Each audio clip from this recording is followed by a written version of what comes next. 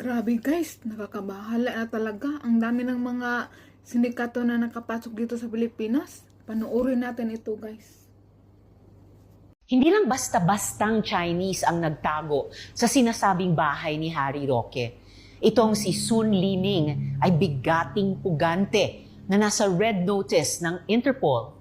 Sabi ni Roque, ang may-ari ng bahay ay ang PH2 Corporation, ng majority shareholder ay Biancham Corporation, kung saan incorporator siya at mga associates niya. Inamin din ni Roque na may bantay siya mismo sa bahay at supervise niya ang nangyayari doon. Kaya nakapagtataka na sa dami ng bahay sa Pilipinas, kay Roque pa talaga napunta ang pugante. Ayon sa PAOK, IT manager si Lining ng Lucky South 99, ang pogo na tinutulungan